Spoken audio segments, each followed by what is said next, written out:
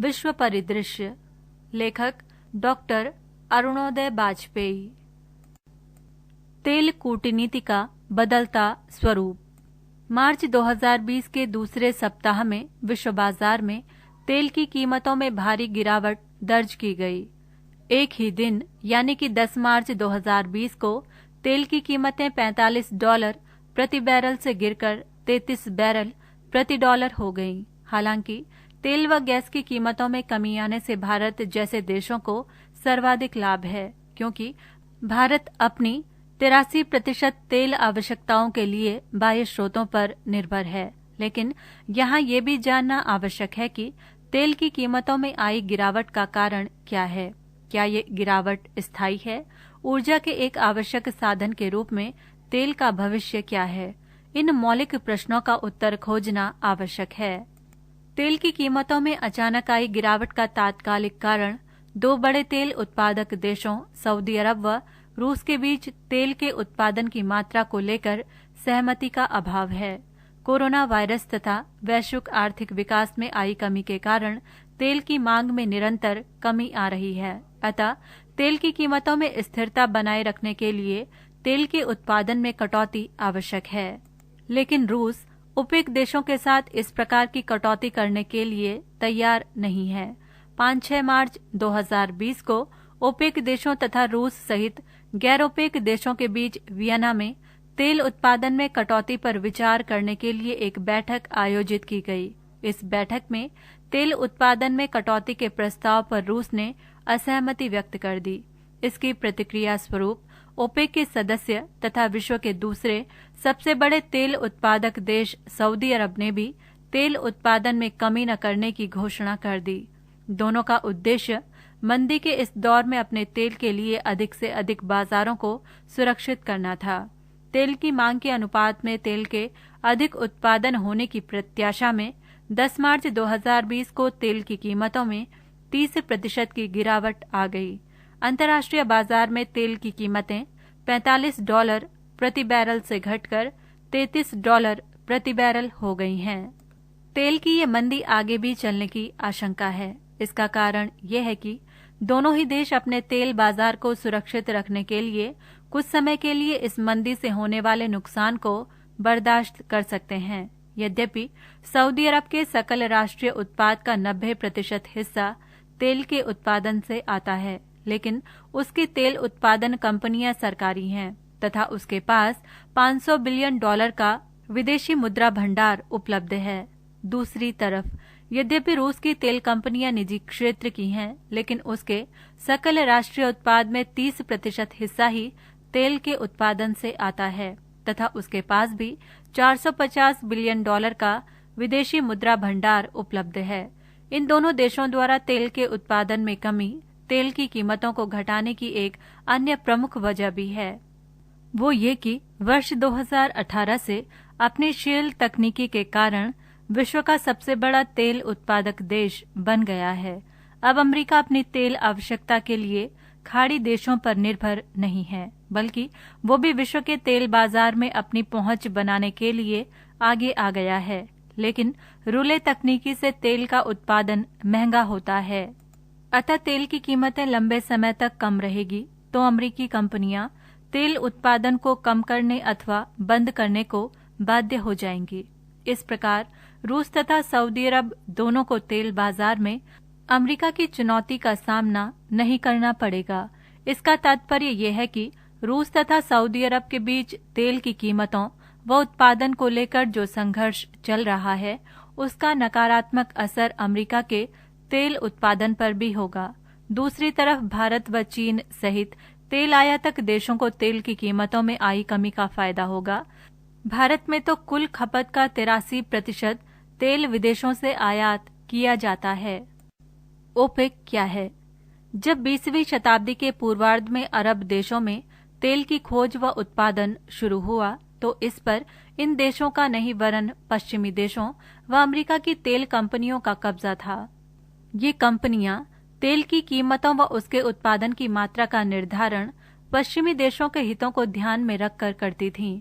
इससे तेल उत्पादक देश परेशान थे, अतः तेल की कीमतों व उसके उत्पादन पर एक समन्वयकारी नीति अपनाने के लिए तेल उत्पादक देशों ने 1960 में ओपेक अर्थात organisation of petrol exporting countries की स्थापना की। वर्तमान में इसके 14 देश सदस्य हैं। 5 देश ईरान, इराक, कुवैत, सऊदी अरब तथा वेनेजुएला इसके संस्थापक सदस्य हैं।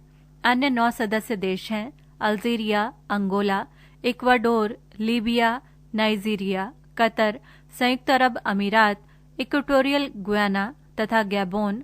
ओपेक का मुख्यालय पहले बगदाद में था, लेकिन अब वियना में है। ओपेक का मुख्य उद्देश्य सदस्य देशों की तेल नीतियों में इस तरह से समन्वय व एकीकरण करना है ताकि तेल उत्पादक देशों को तेल की उचित व स्थिर कीमतें प्राप्त हो सकें। तेल उपभोक्ता देशों का समुचित कीमत पर स्थिर तेल आपूर्ति हो सके तथा तेल उद्योग में निवेशक कंपनियों को उचित लाभ मिल सके। इस प्रकार ओपेक के तेल उत्पादक देशों, तेल उपभोक्ताओं तथा तेल उद्योग में निवेशकों तीनों के हितों में सामंजस्य स्थापित करने का प्रयास किया गया है।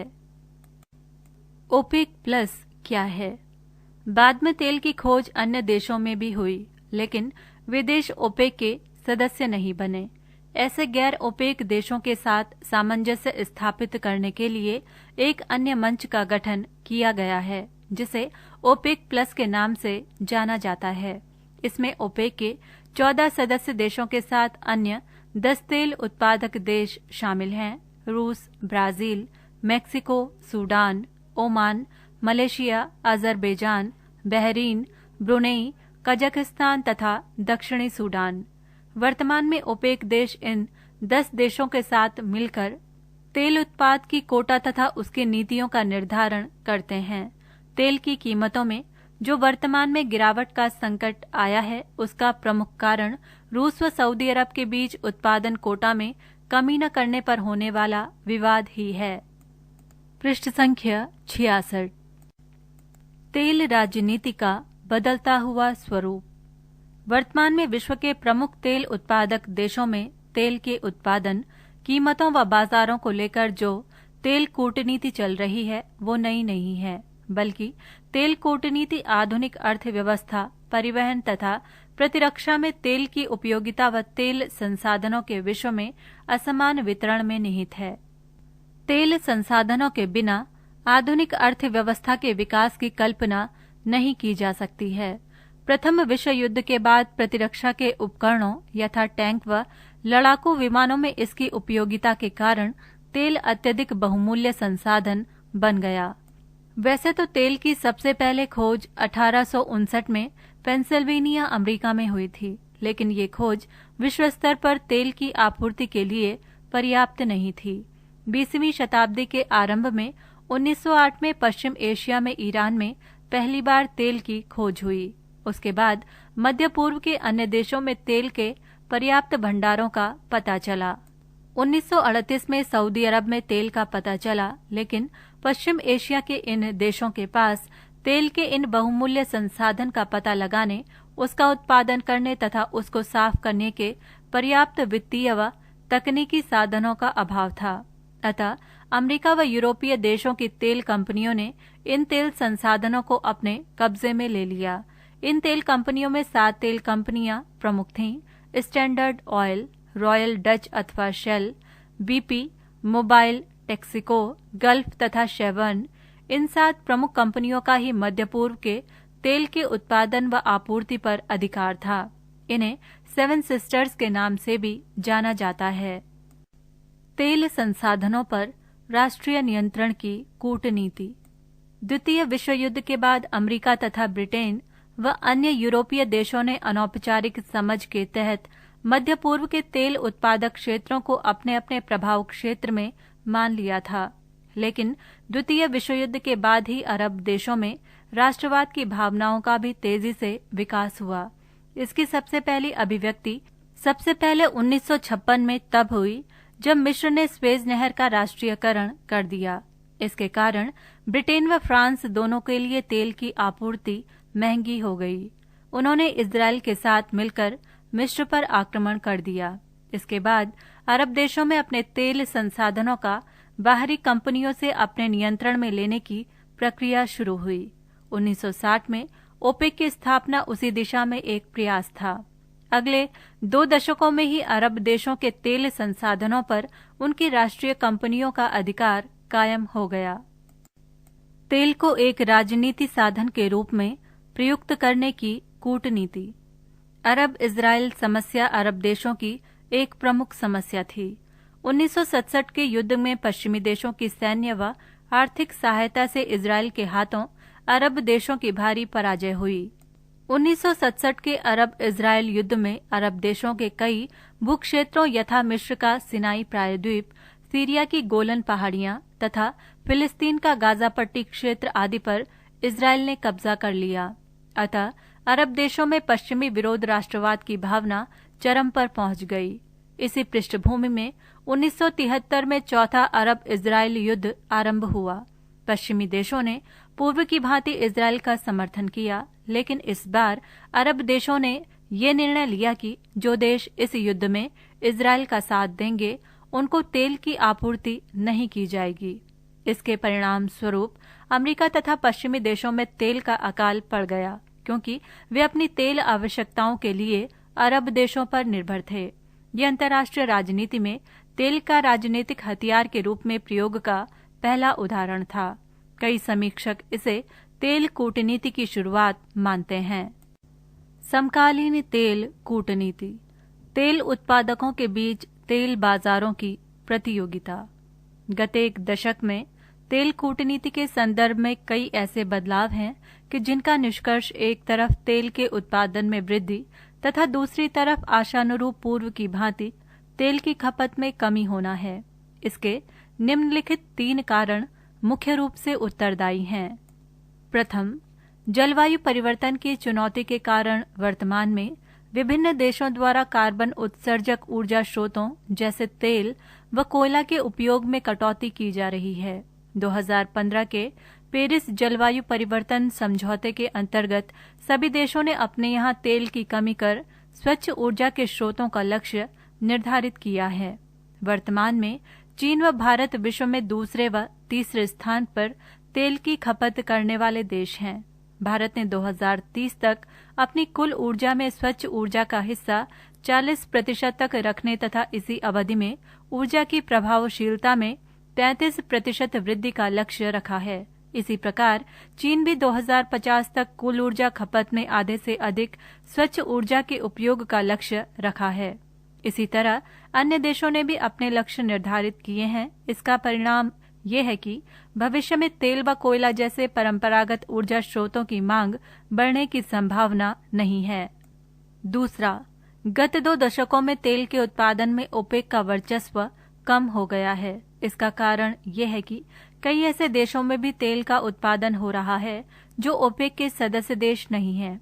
जब ओपेक की स्थापना हुई थी तो तेल उत्पादन में उसका लगभग एकाधिकार था, लेकिन वर्तमान में विश्व तेल उत्पादन में उसकी हिस्सेदारी केवल 35% है। इसके साथ ही ओपेक प्लस में शामिल है 10 गैर ओपेक देशों की विश्व तेल उत्पाद में भागीदारी 22% है। इनमें रूस, ब्राजील, मेक्सिको आदि प्रमुख हैं। इसका परिणाम ये हुआ है कि अकेले ओपेक विश्व स्तर पर तेल की कीमतों व उसके उत्पादन की मात्रा में नियंत्रण नहीं कर सकता है। दूसरी तरफ ओपेक व उक्त देश विश्व में तेल बाजारी में अपनी हिस्सेदारी बढ़ाने की प्रतियोगिता में संलग्न हैं। मार्च 2020 में रूस तथा सऊदी अरब के बीच तेल उत्पादन की मात्रा में असहमति के कारण ही तेल की कीमतों में अभूतपूर्व गिरावट का संकट आया है। उल्लेखनीय है कि वर्तमान में सऊदी अरब व रूस विश्व में क्रमशः दूसरे व तीसरे सबसे बड़े तेल उत्पादक देश हैं। तीसरा, 21वीं शताब्दी के पहले दशक तक अमेरिका अपनी तेल आवश्यकताओं के लिए दूसरे देशों, विशेषकर खाड़ी देशों से तेल के आयात पर निर्भर था।